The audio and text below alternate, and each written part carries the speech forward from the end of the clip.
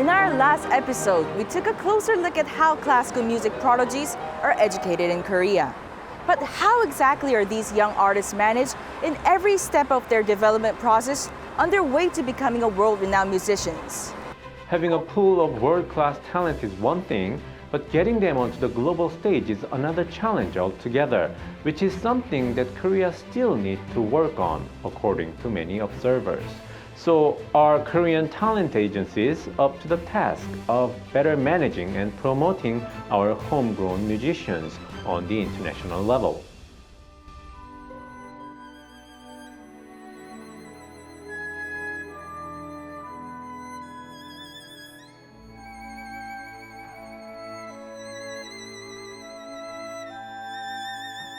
The Queen Elizabeth competition is widely regarded as one of the world's 3 most prestigious music competitions, and there is one notable Korean violinist who made a name for herself here.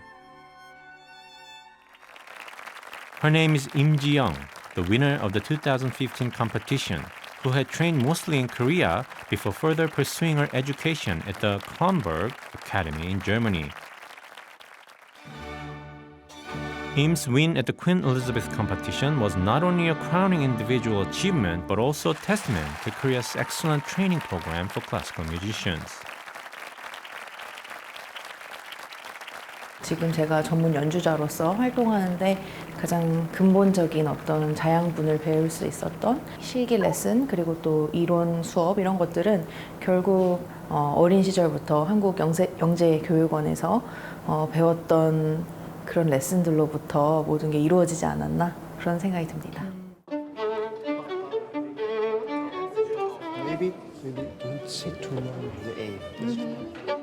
Lim's competition win was followed by even more personal success on the international stage.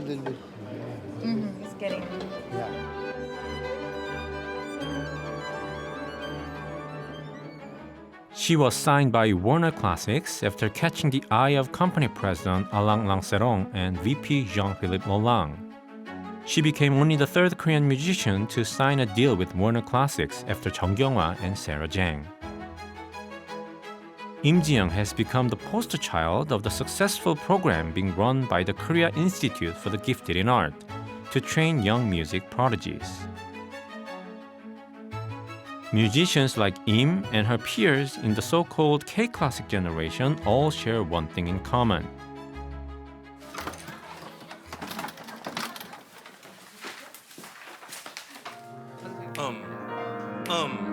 They not only had a special talent from birth, but they were all discovered and trained by the Korea Institute for the Gifted in Arts. They were also the beneficiaries of generous assistance from Korea's corporate backers.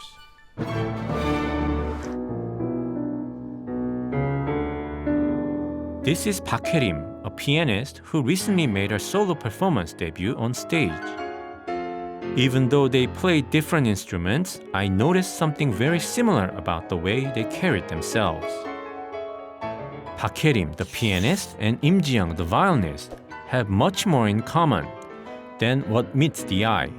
They were both trained at the Korea Institute for the Gifted in Arts after graduating from the Seoul Arts High School and received the backing of the Kumho Cultural Art Foundation to further their careers.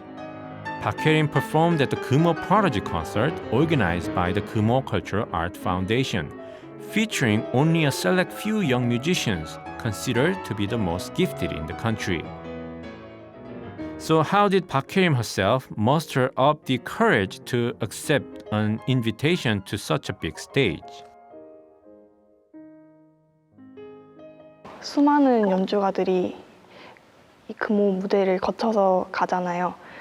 한국 클래식계를 이끌어 가시는 피아니스트 조성진님, 손여름님, 김선우님 같은 훌륭한 연주가들을 발굴하고 배출하고 길러냈다고 잘 알고 있었거든요.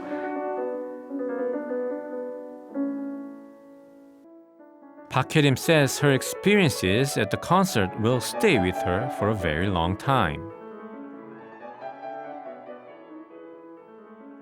처음으로 연주자의 경험을 했어요. 연주 계약서를 작성하는 방식이나 공연 절차, 그리고 뭐 시간 관리, 마음가짐 등을 연습하고 또 준비하는 경험을 배울 수 있게 되었고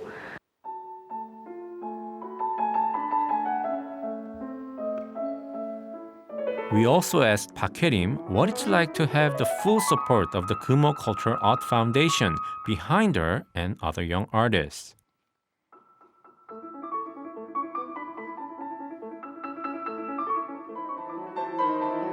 저랑 비슷한 나이 또래들은 콩쿠르에 도전을 되게 많이 하는데 그때 영상 제출이 필요하거든요. 또 그때 필요한 녹음 장비들이랑 녹음 장소 같은 거를 이 금호 아트홀에서 다 지원을 해주셔서 그게 정말 가장 큰 도움이 되는 것 같다고 생각합니다. The Kumho Prodigy Concert has provided an important springboard for many aspiring young musicians here in Korea. The role that the Kumho Cultural Art Foundation played in helping to nurture these prodigies and usher in a new golden age for Korea's classical music scene cannot be understated. 금호를 비롯한 금호 외에도 여러 이제 후원 재단들이 있는데 이제 그런 재단들에서도 이제 음향으로 물심양면을 이제 지원을 하면서 이제 그러한 어떤 모든 작업들이 그 노력들이 이제 시너지 효과를 내는. Most international competition winners from Korea since the turn of century were backed by the foundation, which lead us to the question as to why a profit-oriented corporate entity would invest so heavily into the training of young musicians. The Kumho Cultural Art Foundation was founded in 1977 by Kumho Group, first as a scholarship foundation before changing its mission to help discover music prodigies starting in 1998. It got me wondering why the foundation decided to focus on finding and nurturing young prodigies in the first place, instead of older, more polished musicians. 기본적으로 예술은 정답은 없다고 생각을 합니다. 다양성이 존재해야 되는 곳이 문화, 예술 쪽이고 그런 분야에 있어서 저희 재단은 특히 어떤 완성된 연주자보다는 처음 첫걸음부터 시작하는 영재들을 저희가 발굴해서 성장해서 그리고 다양한 음악적인 시도들을 할 수 있게 지원하는 게 저희의 소명이라고 생각을 하고 그 분야에 집중을 하고 있고요. The Kumho Prodigy Concert has become the gateway to success for many young Korean musicians, and the Kumho Cultural Art Foundation also holds two other concert events on a regular basis, namely the Kumho Young Artist Concert and the Kumho Young Chamber Concert. These concerts provide opportunities for young musicians to make their stage debut after earning their right to do so through an audition. The Kumho Prodigy Concert, the first of which was held in 1998, only invites musicians under the age 14, and the Kumho Young Artist Concert is an event for older children aged 15 and above. These concerts have a star-studded history, marking the start of a career for many Korean musicians who went on to take the crown at many renowned international music competitions. The Kumho Cultural Arts Foundation has also been purchasing rare and expensive musical instruments since 1993 and lending them free of charge to Korea's best young musical talent. These instruments were passed into the hands of Korea's best musical prodigies, including pianist Hae-rim, violinist Kwon Hyuk-ju, Park Ji-hoon, Park Kyu-min, and cellist Lee Sang-eun and Choi Ha-young. The Kumho Cultural Art Foundation also organizes a host of other programs allowing classical musicians to connect with the wider audience here in Korea. 그 공연장을 다양한 콘텐츠로 채워서 관객들이 쉽게 올 수 있는 그런 그 분위기를 만드는 게 더 중요하다고 생각을 합니다. 이 공연장들을 그런 대중들로 채워서 훨씬 더 지금보다는 대중화에 더 기여할 수 있으리라고 생각이 됩니다. The Kumho Art Hall was opened in December 2000 and plays host to weekly classical music events, inviting talented artists from both Korea and around the world, with other solo and ensemble performances scheduled on a nightly basis. Around 1,000 Korean musicians have made their debut through these events organized by the Kumho Cultural Art Foundation since 1977, laying the foundation of Korea's vibrant classical music scene as we know it today. 일단은 이게 뭐 대중들이 알지는 못하는 그런 사업이잖아요, 실제로. 스타를 배출한 곳이 또 여기이기도 해서 그런 면에서 되게 이미지가 지금 좋은 것 같고 앞장서고 있는 재단인 건 사실이죠. 네. 일단 인재 발굴에 있어서의 성공적인 면들을 정말 계속 보여주고 있으니까. 네.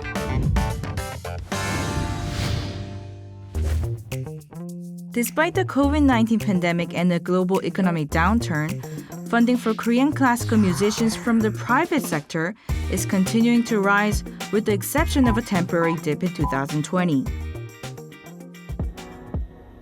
Aside from Kumho Group, many other big businesses and entrepreneurs have also offered their generous support to the nurturing of young music prodigies. Hyundai Motor Group chairman Jung Eui-sun, for example, is well known to be a big fan of classical music and for sponsoring pianist Kim Sun-wook for more than 10 years, with Kim having won the Leeds International Piano Competition in 2006. Hyundai Motor Group also has plans to build a large concert hall in Seoul's Gangnam district, which is expected to be one of the city's large classical music venues, following the construction of the Seoul Arts Center in 1988 and the Lotte Concert Hall in 2016. Construction of the Lotte Concert Hall was funded by Lotte Group, another major conglomerate, with the venue opening its doors in August of 2016. Lotte Concert Hall is notable for being Korea's first vineyard-style concert hall ever constructed, where the center stage is surrounded by seats for the audience for a more immersive listening experience. Shinsegae Group Vice Chairman Yongin, meanwhile, is a regular sponsor of matinee events at the Seoul Arts Center. So why are these corporate sponsors so generous in their support for the arts and culture sector, despite their efforts generating no profits for the company? 경제적인 효과 이전에 기업의 이미지에 기여하는 게 사회공헌 프로그램이잖아요. 그래서 사회공헌 프로그램들이 많이 생겼고 또 거기에 안에 문화예술 분야, 그것도 공연, 또 아니면 교육, 그렇게 해가지고 사회공헌 활동을 많이 해서 얻는 그 이미지들이 굉장히 크죠. 예전에는 뭐 예를 들면 뭐 기아 대책이나 뭐 그런 봉사하는 것들을 위주로 했다면 제 생각에 한 10년 전부터는 문화예술의 지원이 굉장히 많아진 걸 제가 피부로도 느꼈었고. There's no doubt that Korea is now home to some of the brightest young music prodigies in the world. But their talents could be wasted if they have no clear avenues to let their talent flourish on the global stage. 이런 훌륭한 영재들이 배출이 됐으니까 이 영재들을 세계 시장에 진입할 수 있게 해주는 역할은 반드시 필요한 거라고 생각을 하거든요. 좋은 물건을 만들었는데 이 물건이 이제 세계 유명 백화점으로 진입을 해야 되지 않겠습니까? 그 과정에서는 매니지먼트 쪽의 역할이 굉장히 지금 필요하다고 생각을 해서 In the past, a podium finish at a major international competition was enough to guarantee lifetime employment as a professional musician in Korea. However, circumstances have changed, and despite Korea now being home to numerous competition winners and boasting a world-leading education system, the country still has some ways to go when it comes to growing a sizable classical music industry. 제가 한 거에 제가 생각해보니까 80% 정도는 클래식 전문 매니지먼트가 아니라 일반 가요 기획사에서 저를 이제 감독으로 초청하고 지휘자로 해서 하는 경우가 많았던 게 공연 기획도 그리고 또 스폰서도 그렇고 클래식 기획사는 아무래도 그 대중음악에 비해서는 아직 그 해왔던 기간도 좀 짧고 아무래도 좀 힘이 좀 부족하지 않나 생각적으로 합니다. Most Korean classical musicians who've won global acclaim in recent years have signed with foreign record labels. This is due to the lack of similar Korean counterparts that can market their artists on a global level and the fact that Korea's classical music industry remains a small niche market. 방점을 찍은 것은 2015년에 쇼팽 콩쿠르에서 우승한 조성진 씨가 계기가 되지 않았나 싶은데요. 이 조성진 씨는 뭐 단순히 콩쿠르 우승뿐만이 아니라 이제 세계 최고의 이제 클래식 음반 레이블이죠. 이제 도이체 그라모폰하고 전속 계약을 맺고 또 꾸준히 음반도 내고 그리고 또 해외에서 공연도 이어나가면서 상당히 좀 성공적인 커리어를 차곡차곡 쌓아 나갔다고 볼 수가 있습니다. Although the size of the global market for classical music make it inevitable for Korean musicians to frequently look abroad for opportunities to get on stage, it isn't necessarily beneficial for the growth of Korea's classical music industry, which is yet to attract a mainstream audience. Although Korea has management agencies that specialize in recruiting classical musicians, their influence is limited when it comes to helping their artists land international gigs and collaboration with their foreign counterparts. Even Korea's neighbors like Japan and China have taken a cohesive approach to help homegrown musicians thrive as a collective. However, the success of Korean musicians still rely heavily on the gifts and talents of each individual artist rather than a collective effort. 어떻게 보면은 사회 혹은 국가적인 시스템 차원에서 국제적인 커넥션이라든가 그리고 또 그 환경 같은 것들을 조성해줘야 되는 그런 측면도 분명히 있는 것 같습니다. 그래서 대표적으로 뭐 유럽의 유수의 공연장이나 아니면 연주단체 이런 쪽들하고 이제 지속적인 어떤 뭐 협력 관계라든가 아니면 뭐 후원이라든가 협찬 이런 시스템 같은 것들이 이루어지면 좀 더 파급 효과가 큰 그런 연주가들을 부르려고 하지 않겠어요? 일본의 경우는 이 아티스트를 보고 후원을 해준다기보단 기획사를 믿고 기획사를 후원을 해줍니다. 그러니까는 기획사 측에서는 부담 없이 기획사 측에서도 아티스트를 발굴할 수 있고 또 이 아티스트를 성장할 수 있도록 키워줄 수 있는 어떤 그 전제 조건이 형성이 되는 거거든요. Back in June, the Korean National Symphony Orchestra Academy launched a training and mentorship program for 42 selective candidates, including 29 foreign musicians invited from countries like France, the US, Russia, and Hungary. They're set to be joined by 13 local artists from Korea and perform on the same stage.